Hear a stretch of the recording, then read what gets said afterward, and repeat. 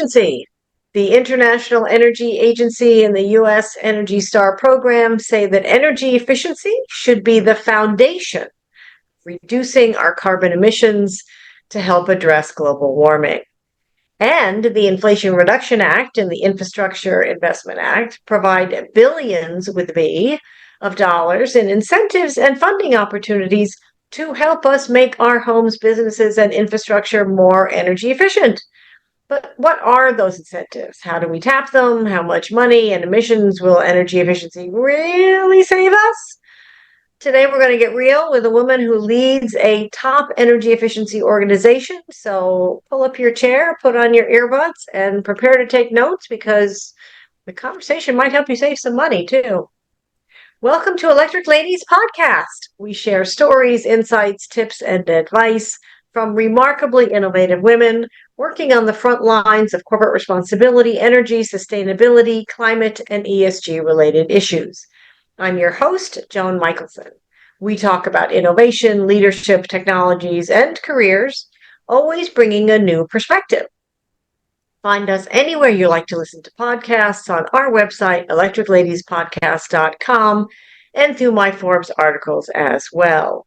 And please pass it on to your friends. And if you're so inspired, leave us a 5-star review because it helps other people find us. If you are at an inflection point yourself, looking for support with your ESG work or your career, please reach out to me. In all the chaos swirling around us are a ton of opportunities, and we don't want you to be flailing and miss out. So please find me on Twitter or Threads at Joan Michelson and let me know, no matter what industry you're in. This episode is brought to you by Competent Boards, a comprehensive training program for board members and aspiring board members. I'm doing the Sustainability and ESG designation and certification program myself, and it's an extraordinary group of global thought leaders and innovators. It gives you the skills, strategic perspective, and confidence you need for today's boardrooms, especially around the issues that we talk about on Electric Ladies Podcast. You can check it out at competentboards.com. So clearly we are in the middle of a massive energy transition, and each and every one of us uses energy. So that means that each and every one of us has a role to play in this transition. And if you manage or lead an organization or a division or a business, you have even more responsibility and opportunities to reduce the impact of your infrastructure. But what difference can energy efficiency really make? The Alliance to Save Energy says that energy efficiency can reduce carbon emissions by 40%. 40. That is a big number. How? Let's find out from the woman who heads it up. I'd like you to meet Paula Glover, president of the Alliance to Save Energy. Paula has over 25 years of experience in the energy industry. Before coming to ASE, she was president and CEO of the American Association of Blacks in Energy. And before that, she spent 15 years in the energy sector for both electric and natural gas distribution companies, working with state legislatures and regulators.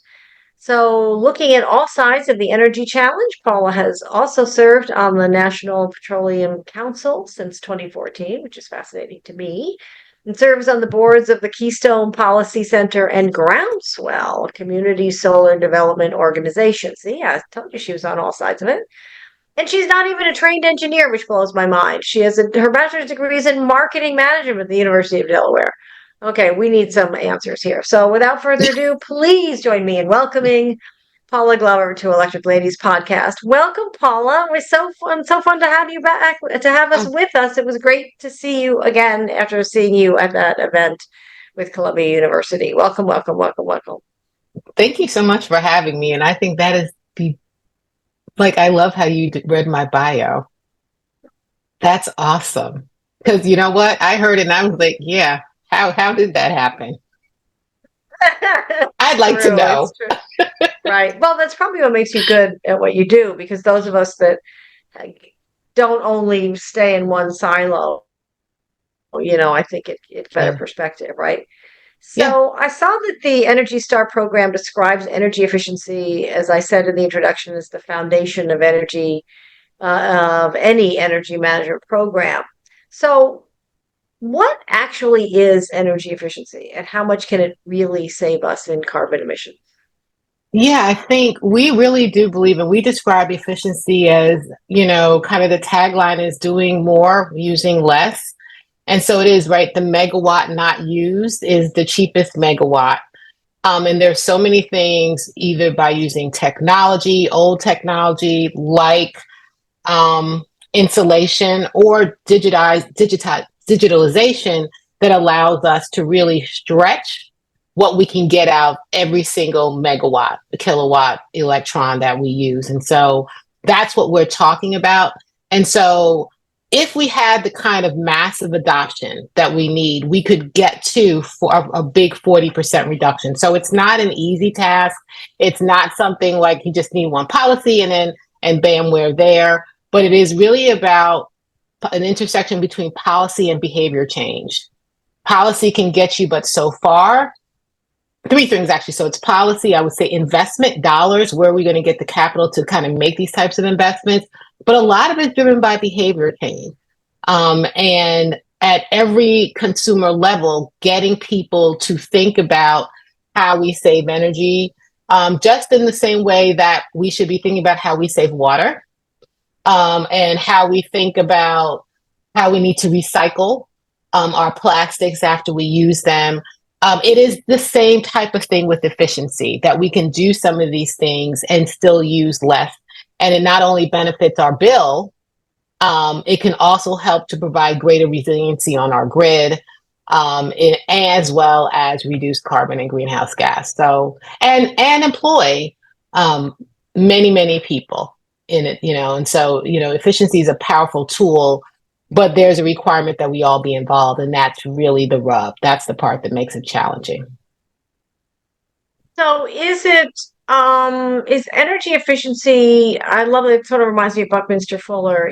Do more with less. The I'm a Bucky freak. By the way, I'm a big fan of That's Buckminster Fuller. So and he would also talk about serve more with less, right? And that kind of goes to it too, where we can serve more with less, with the same amount of energy if we conserve it, right? So is right. it about things like, and I'm being simplistic on purpose here. So is it Mhm. things like turning off the lights when you're not in the room, or is it getting more out of one electron, or out of a megawatt of energy, so that you need fewer? I think it's both. It is turning off the lights when you're not in the room, making sure your thermostat is set right at a reasonable range when it's very hot or very cold. Right, not turning off your furnace when it's cold and then ranking it up to 90, but keep going down to 55 and bringing it up to 68 or something like that. So it is that, but it's also, it can be magnified. It is also having sensors in a building and understanding when it's how and when it's being used, so that we don't have the entire system of a building, air, or heat or lighting, running if it's unoccupied. It's I'm trying to think. It's like it's all, so it's a real big range of actions of things that we can do. But it's not just, and a great example is, it's not just turning off the light, but it's changing the bulb, right? It is making the investment in the LED light that's going to last for 13 to 15 years, that can give you a good amount of light at 40 watts and not 100 or 75 watts. And being able to use that bulb for 13 years, versus having an incandescent bulb that's going to use more and you're going to have to frequently change. And so what makes it complicated is that we need people and businesses and others to adopt all those kinds of technologies, at various levels, if we really want to see a huge reduction. It is making sure that we have tight building envelopes. So for some people, that may be insulation, um, a good roof, well sealed windows, double pane windows, triple pane windows, well sealed, like all of those things. But they are huge investments. And for us at the Alliance, it's right, having multiple touch points. So how do we get building manufacturers and builders, home builders, to see efficiency and putting efficiency technology in those buildings, on those homes when they're building them, and how do they derive value of making that additional investment, right? And so that's a little bit of, in that example, of convincing builders, but it's also getting consumers who say, hey, I actually am willing to pay a little bit more if you are guaranteeing these things, right? Um, and so our job at the Alliance, and probably the biggest challenge I have now, is weaving that story in such a way that I have a broad audience of people who see that value while we're in the middle of addressing climate change. And listen, we've had 100-degree days for how long, right? Derecho in Texas followed by Beryl. That's crazy. Um, and so how do we kind of get people to adopt all of this stuff at the same time that we're experiencing all these storms and have lots of other things that are happening in our lives? Right. And we have more demand on the grid. And so we need to find More ways than to ever. manage the demand on the grid, right? And electric Yeah. vehicles and all, and then there's more renewables. So Yeah. let's talk a little bit about exactly what the Alliance to Save Energy does. So Mhm. um I was you as you and I talked about when I met you. I knew your predecessor in this role, Kristen, who's really cool, and as well. And so I've seen some of what has been talked about, but how does this? I mean, it's kind of interesting because you're coalescing people to do less. Hey. And usually organizations want to motivate people to do more or more of something, Yeah. right? Yeah. And you're actually trying to get people to do less of something. So it's really Yeah. fascinating to me. So talk about a little bit about what the Alliance to Save Energy actually does. Yeah. So what we actually do is we are kind of a coalition of companies and nonprofits, environmental organizations, government organizations. And so, right, but we all have some sort of interest in efficiency. And so it is a coalition made up of, say, the National Association of Insulation Manufacturers, and Willow, that builds digital twins, like they came out of Microsoft, or someone, Renew Home from Google. And then you have Siemens and utility companies. So it's a super broad coalition.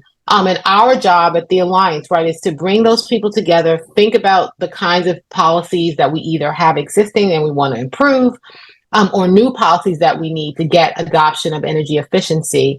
But everybody doesn't agree, right? And so we're very focused, and probably the thing I love most about this job is that we are really focused on finding commonality. We have a bipartisan, bicameral honorary advisory board, made up of members of, from the House and the Senate, of both sides of the aisle. And I think that board is really important in keeping us honest about this mission of being focused on efficiency and having, right, this bipartisan, nonpartisan perspective. Um, and so what that forces us to do is to think about the advocacy that we want, and think about how we can push forward ideas given the administration that is present at that time. Right, you can't be completely, you can't ignore the political things that are going around you. Right, you just can't. Even if you're not partisan, you still have to have some awareness of the context by which you're doing your work. Um, and so we're also kind of thinking about that. And an example that I would use, particularly in this day and age, is, the Greenhouse Gas Reduction Fund, which I think is a part of the IRA, has a Solar for All program, $27 billion. And it has energy efficiency as an enabling technology. And what that means is that before we put rooftop solar on the home of, someone in a low income, moderate income, any community, you want to make sure that the building envelope is tight, because we say we want to address energy burden. And the reality is, if your building envelope is not tight, putting solar on doesn't actually reduce your bill, right? Efficiency reduces your bill. Solar may determine who's the money going to. the solar company is going to be paid now for my electricity as opposed to whomever I was paying before. But my bill doesn't necessarily change. That has usage has to do with efficiency, right? Not how I'm generating electricity, how I'm serving, but how much I use is efficiency. Wind can't change. If I use it and I use electricity and it's created by wind or it's created by fossil fuels, I'm still using what I'm using unless I'm able to use less. And so the efficiency is that piece of how do I reduce that? And so for me, that's the part that's really interesting and exciting. And so when we think about the Greenhouse Gas Reduction Fund and Solar for All and having efficiency as an enabling technology, for us as the Alliance, we also understood that we had have an administration that is really focused on equity, right? And so the enabling efficiency as enabling technology is also an equity play. It says that you have to doing it right for people and understanding where people are so that they're adopting the kind of technology that one is affordable to them and meets their needs as well as meets this greater desire that we have. And that level of thoughtfulness means that some households will need heat pumps and some households may not. They may get there with other measures without the need of additional equipment. And I think the real benefit and beauty about efficiency technology is that it can be tailored to who you are and where you live, what climate, what geography, all that stuff, can be tailored for each individual customer when you're using efficiency. Okay, So I love that. Do you have oil and gas companies and fossil fuel companies in your coalition too? we do have ConocoPhillips has joined our coalition, and so we are really, really trying to broaden out. We continue to broaden out because it is my desire. AGA, their CEO, actually sits as a member of my board. So we have oil, gas utilities, not as many oil companies, but gas utility companies, and because those appliances should also be efficient. And so I want to make sure that people are very clear that we are not an organization that's an electrification organization, which doesn't mean that I have an opinion about it. It just means that ultimately the outcome I'm looking for is not electrification. The outcome that I'm looking for is mass adoption of the efficiency technology. Because I think if you do that, then whether you have full throated electrification or not, we are still really farther along in addressing our climate goals, number one. But number two, this larger goal that we have in terms of right providing economic power to communities that haven't had it. Efficiency really is the sector of the business that hires the most people. We employ 2 million people, and our jobs are local, right? The plumber in my community in Bowie, Maryland, is not commuting to Virginia to serve Right. somebody, Yeah. in Richmond because there's a plumber in Richmond. That you don't need somebody to come from here to go down there, and so that is also the beauty, efficiency jobs. And I think the stat is we exist in 96% of the counties in the United States. There's like 8 counties in this country that do not have energy efficiency jobs of some sort, and so it's also a job creator and a wealth builder, and it's local. And so I think that's also something that makes efficiency unique and really pretty special.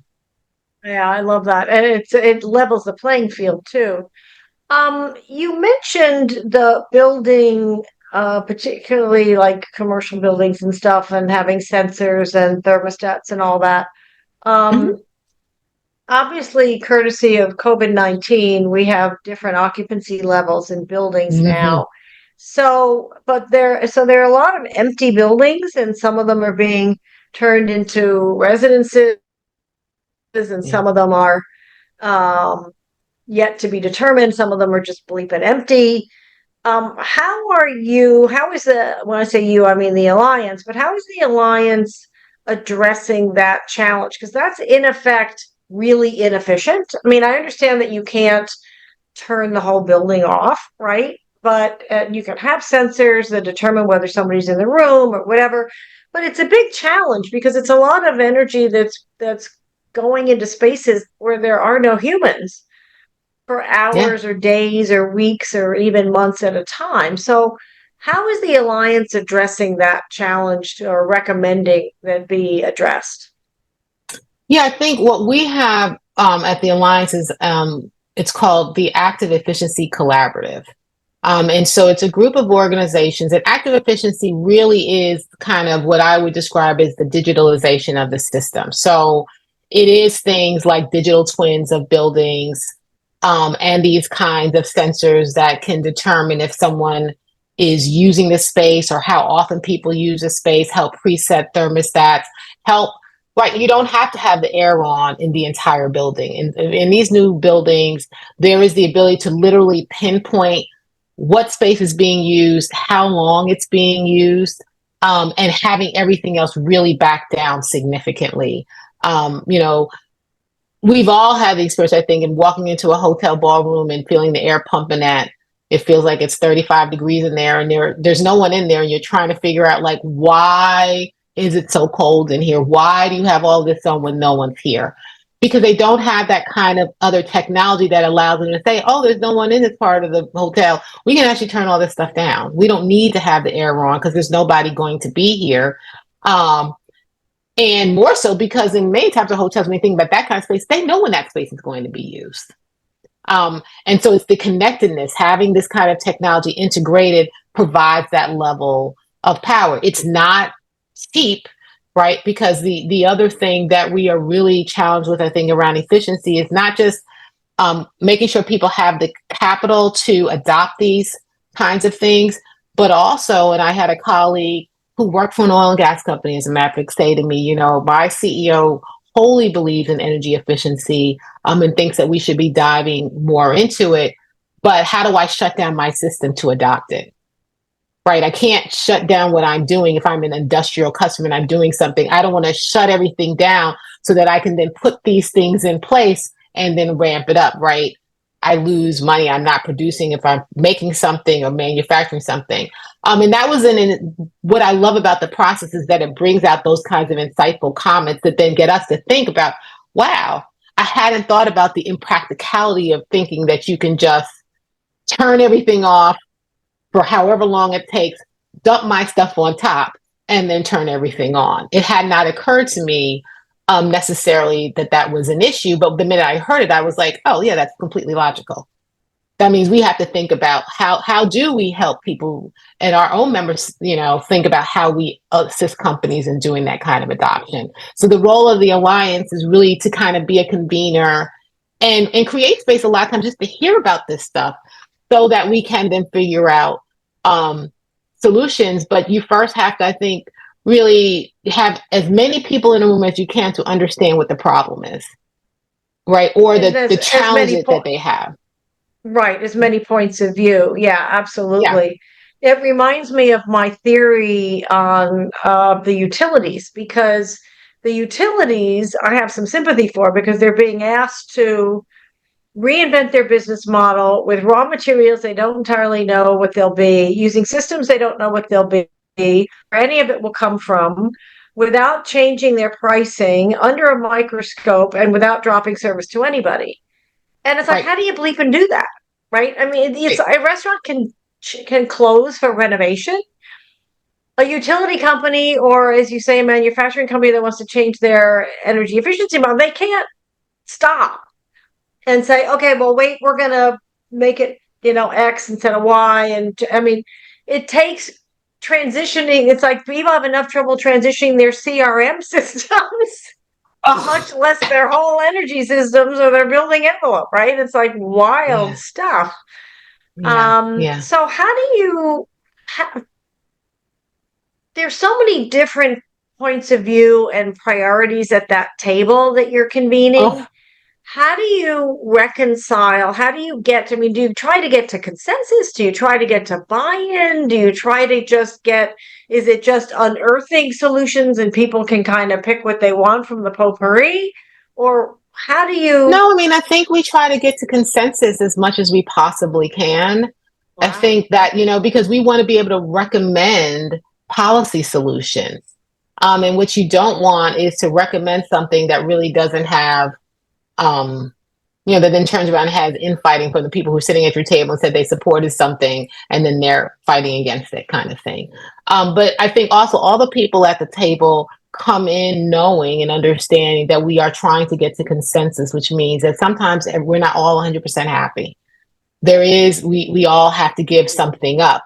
Um, but what I enjoy is that I think my members are very outcome focused. And so at the end of the day, what is it that we're trying to achieve is the first question that we're asking ourselves. Then how do each of us participate in the achievement of that goal? In what way, right? Am I the service provider? Am I the manufacturer? Am I the regulator? What is my role, right? And then, okay, so how do we get there based on what you're doing, right? What is it that you contribute to this final outcome that we really want to have? And so you build it kind of backwards with the end in mind. And what we found is that most times we don't disagree. There's because you've had such a rigorous process and so much discussion, um, that folks kind of get it. Everything isn't super, super easy. Um, but, I think those organizations that join the alliance understand that that's the process that we go through. And I think they're incredibly respectful of that process because they see how it can work. And so we're okay with what the outcome is. Have there been times where we weren't, that someone would have disagreed? Absolutely. Absolutely. And there probably also been times that we as an organization went a little bit down the wrong way and we had to pivot ourselves, right? Because we learned some things as we were going down that path. I think all of those things can happen. But, just keeping the end in mind, two things for us at the Alliance. The first is always remembering that our sole interest is energy efficiency and trying not to get into the other fights of the day. Whatever they may be, they're not our fight. My fight is focused on this one thing. And while we may have interests and opinions about other things, that's actually not our thing. This is what we're focusing on. And being, I think, true to that and focus on that does allow us to do the other piece of the work. Because we're not flighty, we're not, razzled by some new stuff and, oh, let me go ahead and do this. And it's baked in a deep, some honesty, right? And so, understanding that some technologies may not work in some places, or some technologies are more challenging in some geographies than other technologies, or some regulatory constructs just do not, right? If what I'm focusing on is full on electrification, there are absolutely places that I cannot bring that message.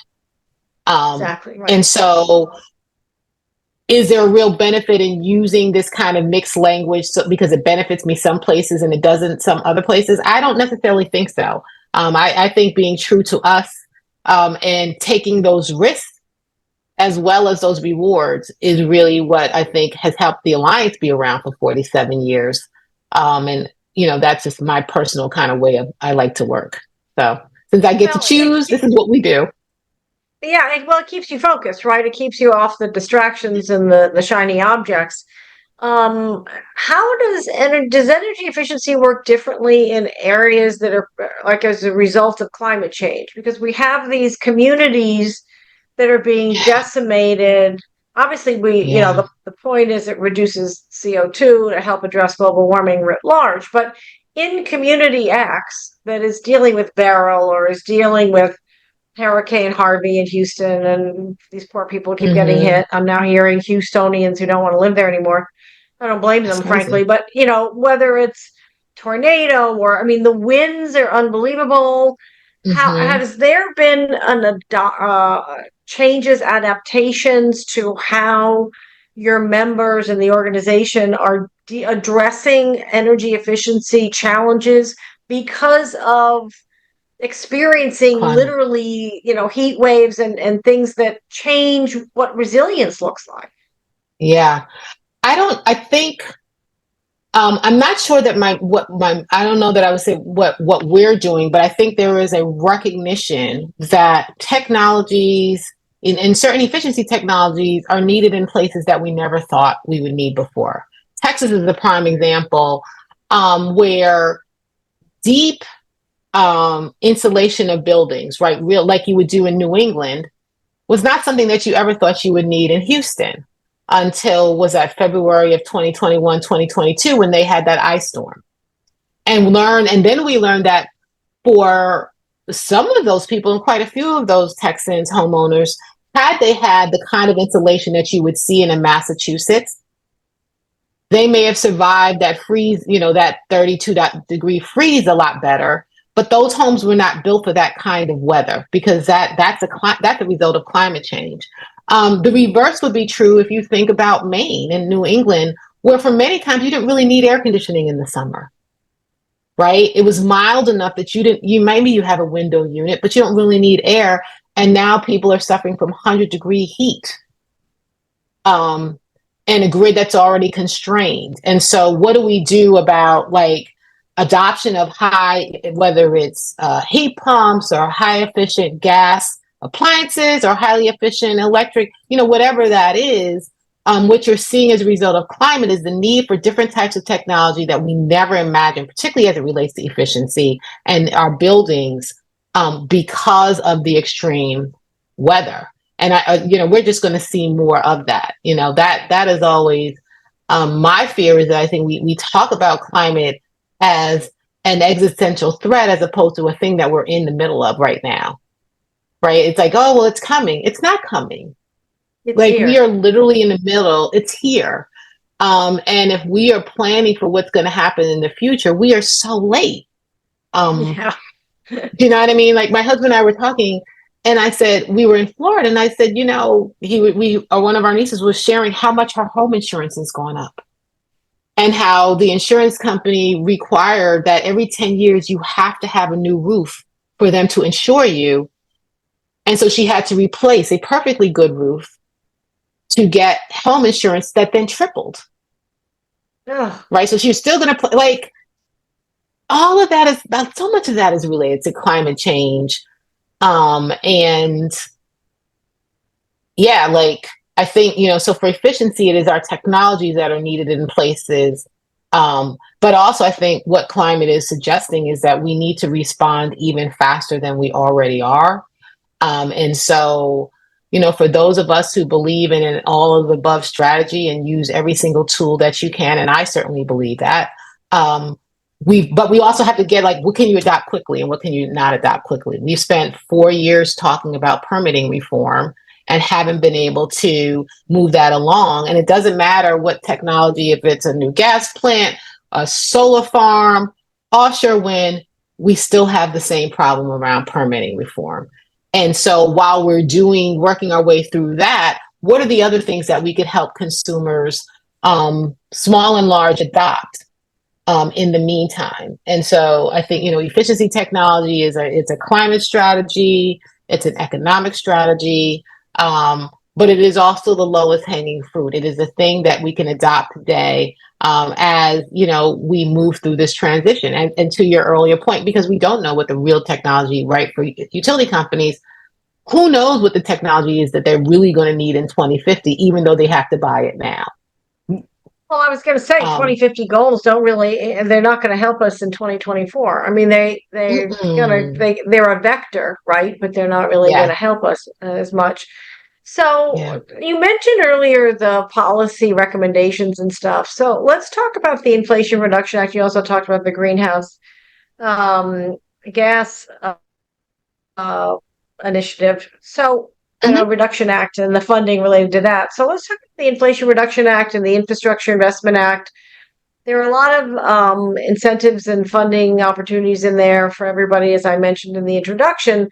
Are there any that you want to call out that I'm sure you guys had some input into that process, but are there any that other than the Greenhouse Gas Reduction Act that you want to highlight that people should pay attention to because it's overwhelming? I mean, I've been Mhm. doing It is overwhelming. on this, yeah, and I'm pitching a panel at South by Southwest on it too because it's just, I mean, people's eyes are glazing over, and not enough people are taking advantage of it. I think because they're just Mhm. bleeping confused.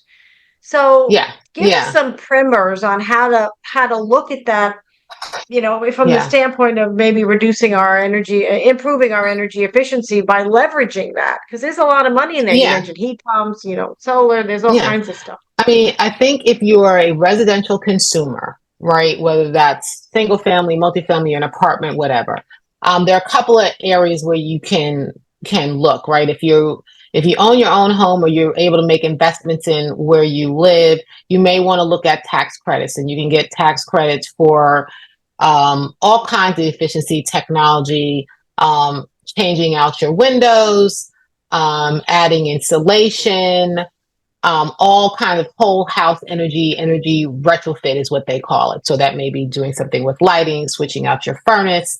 And it used to be that number was limited. I think that what the IRA done, and that's a 25C tax credit, I believe, allows us to get more in terms of the tax credit. So that's something that people can do.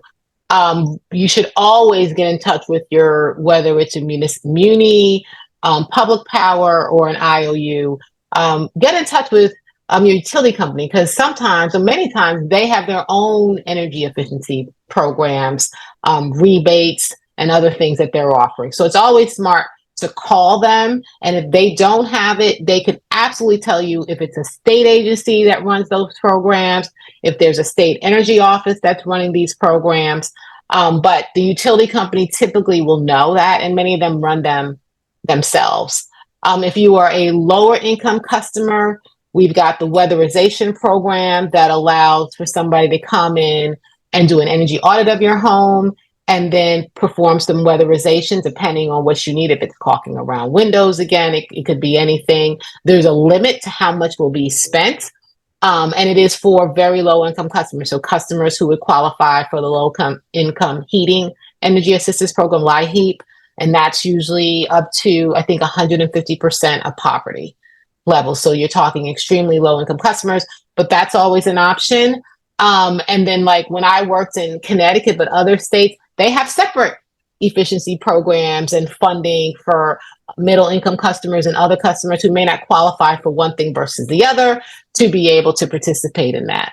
Um, Customers should also think about if your utility company has like a demand response program where they say, hey, I'm going to give you a Nest thermostat.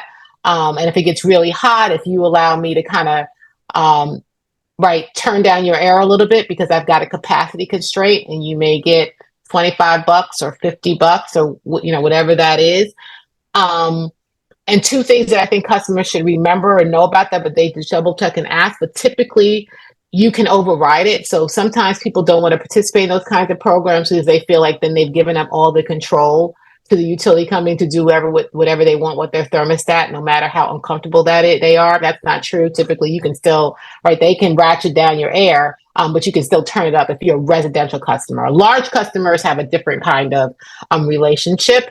But those things, I think, are ways for you to save money and save energy. And typically, particularly with those demand response programs, you really don't feel a difference. You're not uncomfortable, right? So the fear that we have most times is unfounded, but it helps to get you kind of sometimes into a routine of being able to do more, right? So that even if they're not controlling the thermostat, you know what, I actually didn't need it at 72, 75 is just fine.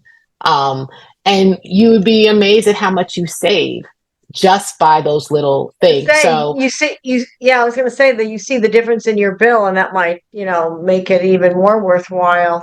What about yeah. like building new construction? Are there tax Hmm. credits in there? Like if somebody is There I was just are. talking to somebody today who's building a new home. There's some people who are doing tiny home developments or XYZ kind of Yeah. developments So to there's the a side. tax credit 45L, I believe it is 45L, 45L, which focuses on new home efficiency. And so there is that tax credit that is available to home builders, and there may be one even if it's a manufactured home. I'm not clear on that one, but that does allow for a tax credit if you put in more efficient um, lighting, windows, and appliances. The other thing, is Energy Star appliances actually do make a difference. And so if you're in the market for a new refrigerator, if you're in the market for any kind of household, washing machine, dryer, um, it does make a difference. Look for that Energy Star label. You do save considerable amounts of money, and for the utility company or whoever your provider is, it does help them as well. So those little things, right, in when they're all put together, make a huge difference. But for each individual customer, those little things do matter. I appreciate that. So, a Yeah. couple more things before I get some career advice from you and let you get back to your life. Mm-hmm. But one of the things I noticed on the website is a discussion of the roadmap for a just energy transition. Can you tell us a little bit about that and like what? I mean, everybody, it almost seems like everybody's idea of a just energy transition is a little bit different. I get the idea that people who might lose their jobs in fossil fuels or wherever, or the whole industry around that need another job and to be retrained if Mm-hmm. necessary or whatever. But it's broader than that, right? It's much bigger than Absolutely. that. So talk about Yeah. the roadmap for an just energy transition. Yeah, I mean, I think for us, when we talk about a just transition, we're really talking about how do you have a transition that doesn't leave people behind? And that's so much more than just jobs, right? And reskilling. That's a piece of it. But it is about investment in community. And I always think about it in terms of our infrastructure. I'll give you an example. We have all, I think, certainly in a period of time when I worked in economic development, this idea of if it's an opportunity zone, an empowerment zone, right? Tax credits that are designed to get businesses to come into communities that have not been invested in for whatever the reason. And right, what you want is for them to invest in that community. A lot of times that investment means investment in infrastructure, whether that's building a new manufacturing plant, retrofitting something that's already available, cleaning up a green field. All of that is done though to effectuate economic development, right? That's really why, because there's an absolute tie between strong infrastructure and a good economy, economic development. You see it, right? Impoverished communities, whether they are in urban areas or rural areas, typically have poor infrastructure. They just do. And the members of those communities do not have access to all the other things, um, right? Because poor infrastructure, so much of this is so tied together, right? Our infrastructure um, and our businesses is tied to our investment in public education. The investment, right, bringing in those tax dollars does weigh into how much you're going to be able to invest in other kinds of services that a community may need. And so for us, when we talk about efficiency and a just transition, we're talking about no community should be left behind. And that requires that you have to be really aware of what each community needs. And that's really why we don't focus on the outcome, right? We focus on the outcome, but not the tools that are needed to get there. Because what I want, right, is a community that has a great infrastructure. And what I believe is that energy efficiency is a really good way to improve your infrastructure, because our most efficient buildings today, or any of our efficient buildings today, are also connected to broadband because they have technology, right? And so what does that do in terms of when someone's coming in and I want to start a business or build a business or bring a business into a community? I would absolutely want to make sure that that community has access to high speed internet, because I need access to high speed internet to run my building. And what does that do for a community when you have access to high speed internet? We know what happens when they don't have it. We saw that after COVID in communities around the country who didn't have it.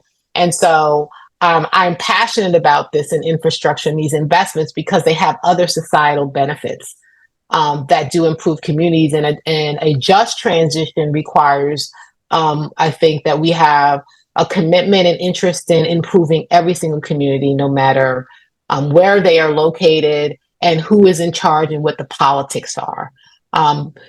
Just when several weeks ago, I was listening to a presentation where is it NRECA and APPA, so the National Rural Electric Cooperative Association. I think that's one, and APPA, who are making investments in bringing electricity to Navajo Nation, 13,000 Navajo families who have not had access to electricity. None of us in should be okay with 2024. That's anybody. so. Exactly.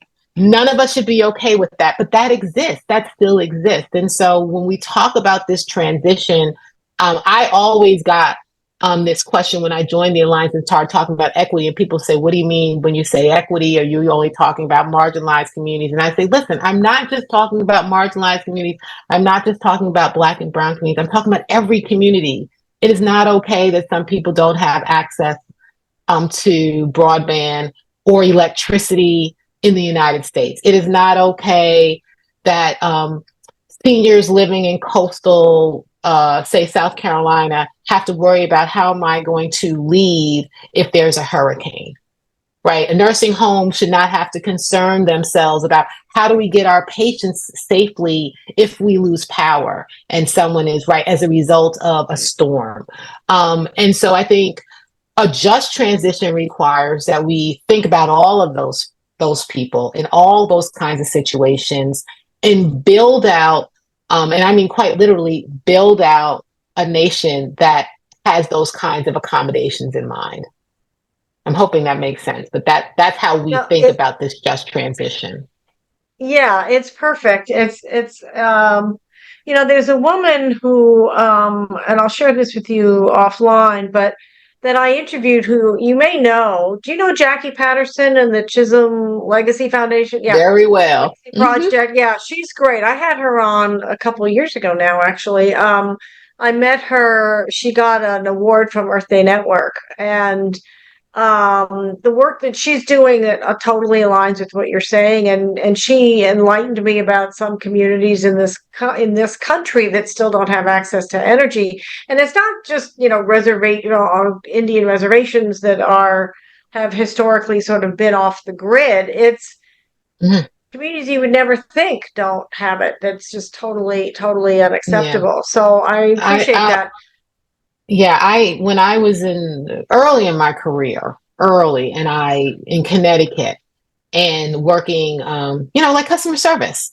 And one of the meter guys were out serving a customer who did not have gas or whatever it was, and found that this particular elderly customer in a back then, which would have been one of the wealthiest communities in the country, in the Gold Coast of Connecticut, rich community.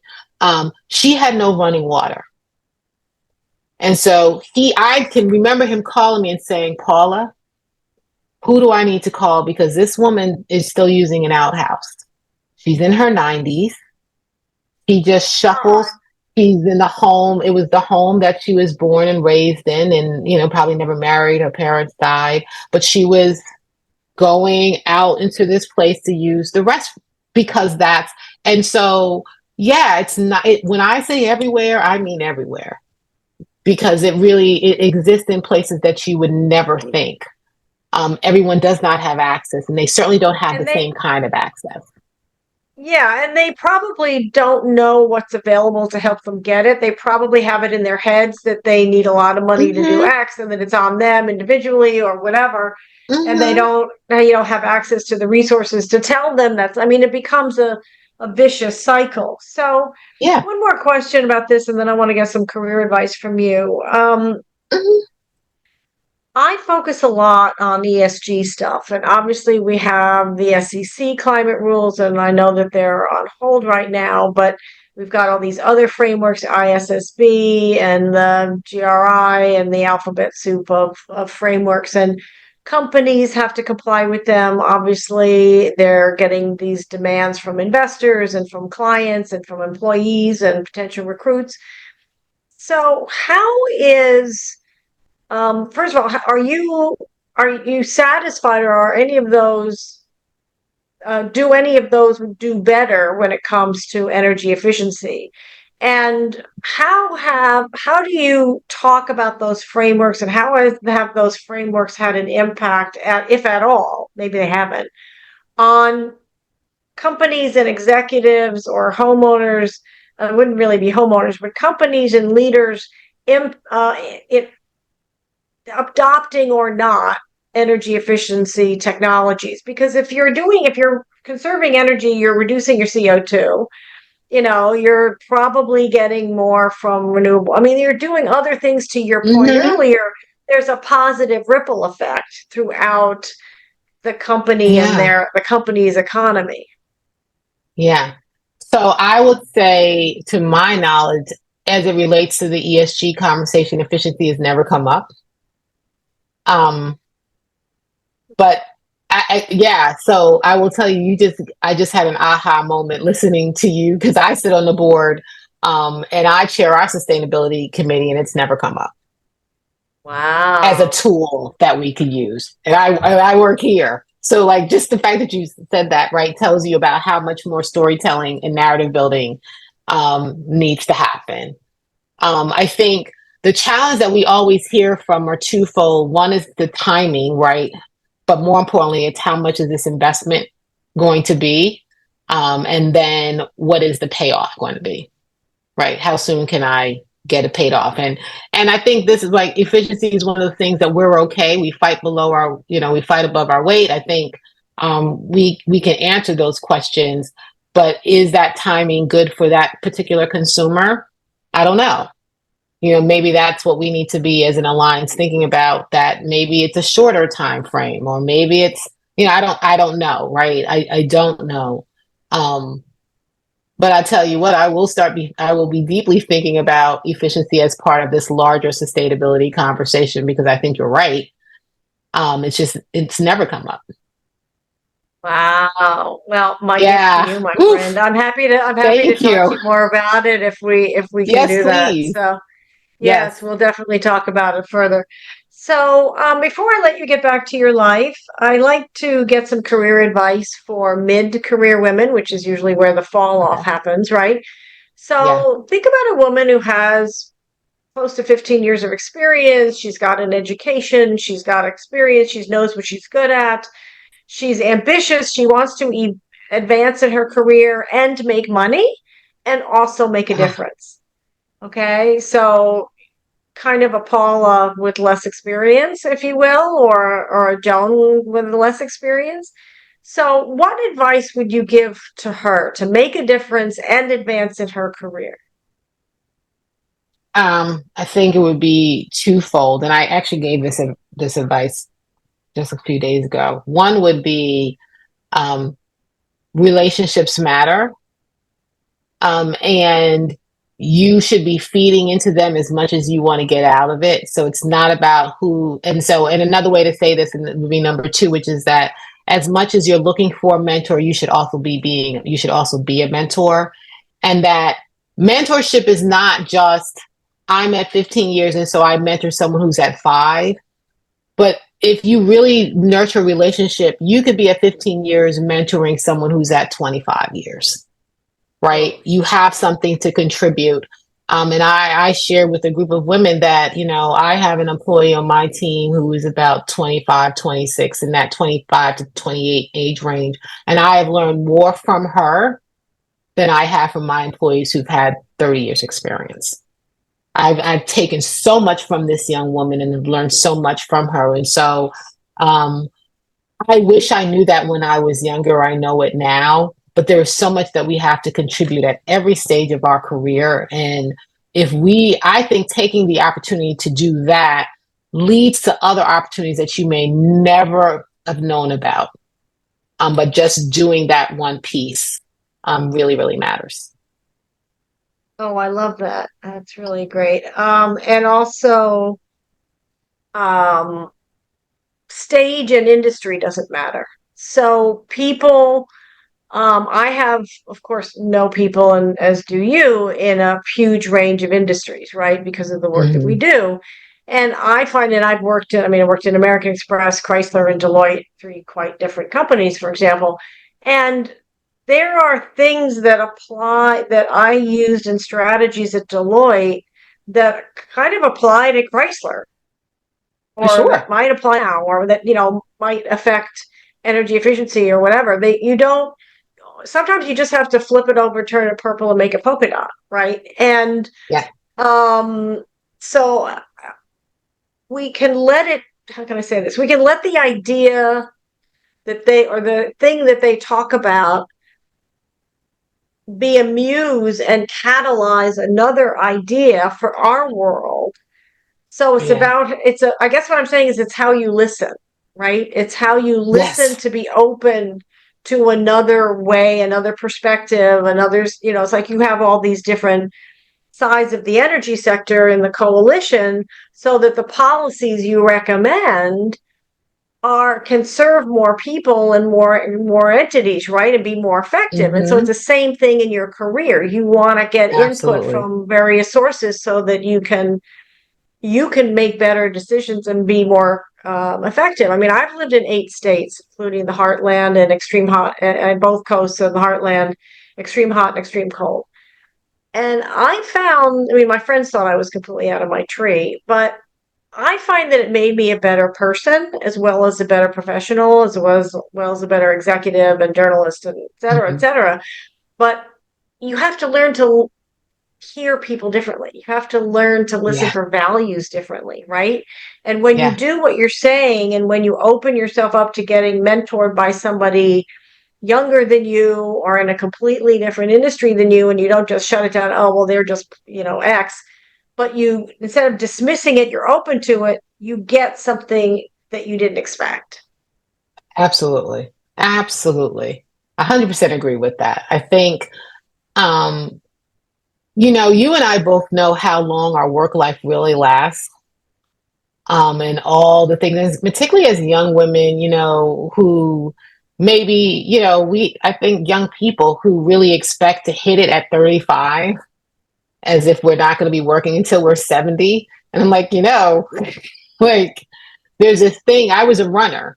There's this thing about not Me too. peaking too soon, right? You don't peak too soon. So, like, to me, peaking at 55 is kind of cool. Like, I like peaking late. So much I learned that made me better to do this, to be this kind of leader now. But that also, I think, as mid-level career people, as we're coming up, um, the vulnerability and authenticity that we expect to see from our leaders, we have a responsibility to provide that ourselves. um, and that there is such power in doing that because it allows you to speak honestly and truthfully when it's really hard, when you feel challenged. And when people ask me, like, well, how were you able to say that, I say, they knew me. So what I said, if I disagreed, it didn't come as an offense. And if I said it in a way that someone else would have been like, oh, that's snarky. Well, these people knew me because I wasn't hiding who I was and then showing up one day mad and like throwing bullets. I was, you know, you have a sense of that. And so I think there is a shared responsibility that we have. And while we can't control what the other person does, whether that's our boss, our manager, a colleague, we absolutely can control what we do. And we do have a choice in the environments in which we want to work. Right. And sometimes the environment that you want to work in, it may be inconvenient, but it doesn't mean that you don't have a choice. It means that we chose one thing over something else. And Exactly. being Well, really cognizant of that, I think, gets you through your career a lot easier, like a lot less. I was sharing someone about Black Women's Payday and the recognition that I work so much more than another person. But I also said, but I chose that, fully aware that that was the situation. And so I'm not upset about it because I knew what I was doing. And I'm still passionate enough about what I had to do that I was okay with that. I don't think it's the right dynamic, but it is to say I wasn't completely ignorant to what I was walking into. well, and I think And that I also had to you can change the system easier from within it sometimes than from absolutely, outside of it, right? absolutely, It's funny you absolutely. talk And about they need us. yeah, So many absolutely. times you meet people who will say, well, I don't want to be the first one, or I don't want to be the only one, or I'm there by myself. Or I talked to a young person and they were interested in energy economics and they didn't want to work in a fossil fuel company because of whatever they thought about a fossil fuel company. And, they don't do things the right way and blah, blah, blah. And my response is, well, if no one who does it well wants to work in those companies, then how would you expect them to do it well? right? Exactly. Like you And your can't tap voice, out and then if your criticize. voice is not there, your voice is not there. You can't have an impact if you're Yeah, not at the table. mhm, Yeah, yeah. absolutely. Oh, this is So great. I love this. that's One way more other advice than you asked for. No, I love it. It's perfect. And the is when I got into this space when I was recruited by Chrysler to head up communications and co-head sales and marketing of their electric car division. And I had no experience in the car business. I didn't live where they were. I didn't even own a car at the time. And they moved me, brace yourself, to Fargo, North Dakota, literally from Washington. Yeah. And my friends thought I needed a frontal lobotomy. They thought I had totally lost my mind. And it changed my life forever for the better. I mean, I've been in the green economy Do ever you? since, right? So my friends now call it my sabbatical, right? And so, but it is funny when I say to people, I'm in a conversation, well, when I was in Fargo, blah, blah, blah, and I start to go on and they go, wait. Wait, You live in you were Fargo? part. I know it's really funny, but to your point, and then Man. I just get some final thoughts before I let you go. Is I remind people that I'm from New York City originally, I'm born and bred New Yorker, and so that helps with that authenticity and vulnerability piece. And It saying, does. I'm a straight shooter. I'm a New York City girl. I'm a journalist. I've been successful in corporate relations because I'm just kind of tell it like it is. Hmm. And it actually frees people up because then they kind of relax and they're like, oh good, I don't have to like figure this out, I don't have to read the tea Hmm. leaves, I'm going to be communicated to in code, you know Yeah. that it's Yeah. actually a Yeah, relief. that's And it. then they understand me, right? If I had come off with an edge, Yeah. what they perceive as an edge, or that was Yeah. too rough or whatever, it's like, oh yeah, she's from New York, it's okay. Yeah. You know what? I get that. I used to get that all the time when people would say, I always knew you're from New York when you get upset. If you're not upset, we don't really hear it. But the minute someone really takes that last nerve and just twists it, they're like, the way you speak changes, the accent comes out, and we're clear. And, I always tell people, I was like, but you know what? We can be direct and kind. Exactly. We can Oh be yeah, honest and absolutely. kind, right? And so that's actually the thing that I think surprises people because they think New Yorker, straight suitor, and abrasive. But most New Yorkers are direct and they're super kind about the way that they're being direct. You're not insulted necessarily, but it's matter of fact and it's kind. Um, and I just believe kindness wins kindness will get you through a whole lot of stuff. You can get through a lot of things and get away with a lot of things just by being a person of good character and just nice. Because like we have enough stresses, no one really wants to deal with someone who's just a nasty person for no reason. We just don't. That's right. And give people grace, show people grace, because Give everybody, you them don't know grace. what Ugh, somebody else is going on in their world, and what's behind yeah, it. So yeah, have some grace. yeah. Well, that is a Oh my wonderful goodness, yes. point to end on, my sweet friend. Thank So thank you. you so much for Thank you. joining us today Ah, on Electric thank Ladies you for the Podcast. therapy. I appreciate it. Very cute. Paula Glover Thank of the you. Alliance to Save Energy. So thank you. So, how Thank you, are you John. saving energy? Are you tapping into these points in the credits in the Inflation Reduction Act? Let us know. Post it to us on Twitter and threads at Joan Michelson. Send us any questions there at all for me or for Paula, for that matter. And from my side, you may win a complimentary 30-minute coaching session with me. I've met some wonderful people this way. And please subscribe to our mailing list to stay abreast of our amazing guests like Paula, our articles, and career advice. And you can subscribe on electricladiespodcast.com. I'm Joan Michelson. Thank you for joining us. See you next time.